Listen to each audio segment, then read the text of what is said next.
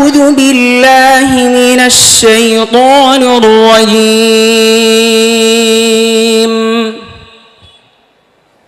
بسم الله الرحمن الرحيم.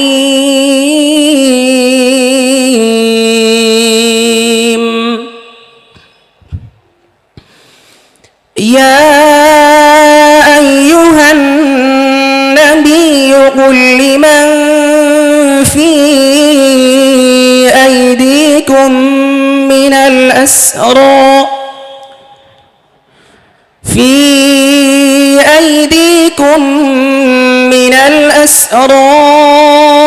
إن يعلم الله في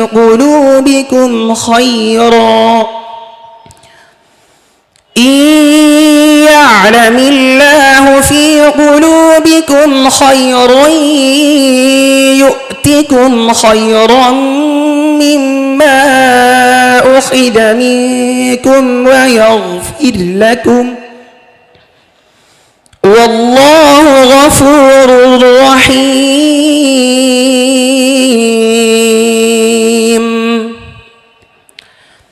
وإن يريدوا خيانتك فقد خانوا الله من قبل فأمكن منهم والله عليم حكيم.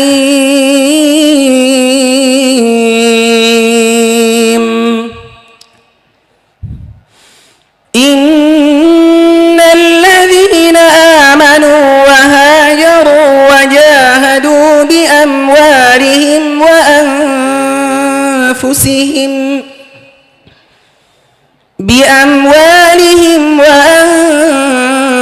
وأنفسهم في سبيل الله والذين آووا ونصروا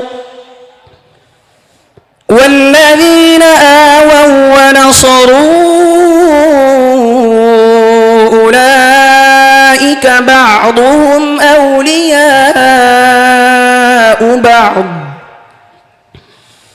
والذين آمنوا ولم يهاجروا ما لكم من ولايتهم من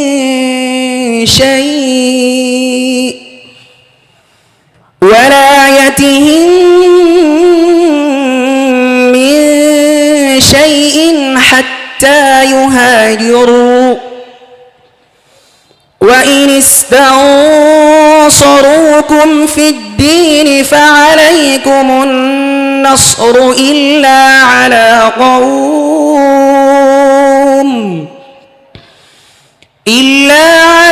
قوم بينكم وبينهم ميثاق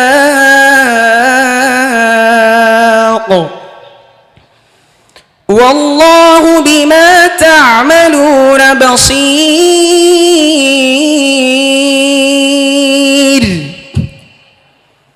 والذين كفروا بعضهم أولياء بعض إلا تفعلوه تكن فتنة في الأرض وفساد كبير. والذين آمنوا وهاجروا وجاهدوا في سبيل الله والذين آووا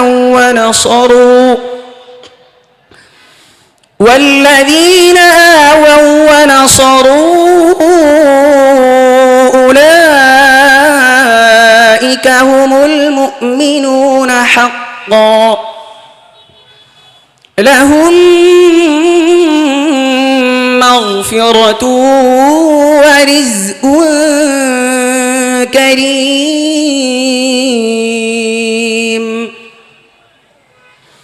والذين آمنوا من بعد وهاجروا وجاهدوا معكم فأولئك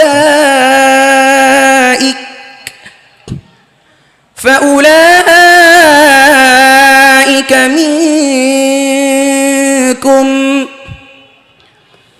وأولو الأرحام بعضهم أولى ببعض في كتاب الله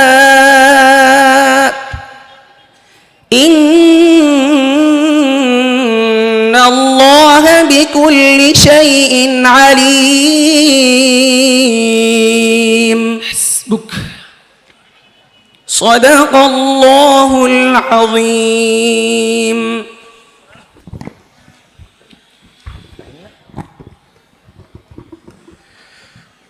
অত্যন্ত সুন্দর তিলাওয়াত করলো আমাদের কুমিল্লার বন্ধু ফাহিম আহমেদ।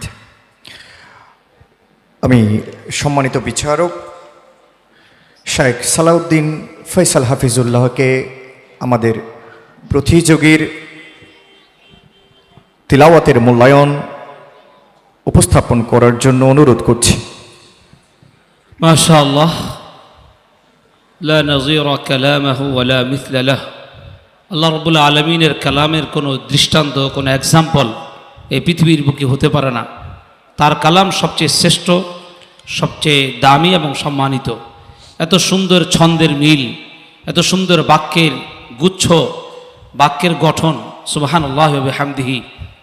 এই জন্য আসলেই মক্কার কাফেররা, এখন বুঝি যে মক্কার কুখ্যাত কাফেররা আমার নবীকে, যারা পৃথিবীর জমিন থেকে উৎখাত করার জন্য এমন কোনো ষড়যন্ত্র নেই তারা করেনি, সে কাফেররা পর্যন্ত আমার নবীর জবানে পাক থেকে কোরআনে কারিম শোনার জন্য কনকনে শীতে চাদর মুড়ি দিয়ে যেখানে নবী পাক সাল্লাল্লাহু আলাইহি ওয়াসাল্লাম তেলাওয়াত করতেন, সে অন্দরমহলে গিয়ে চুপে চুপে তারা কোরআনে কারিম তেলাওয়াত শুনে তাদের আত্মাকে প্রশান্তি দিত।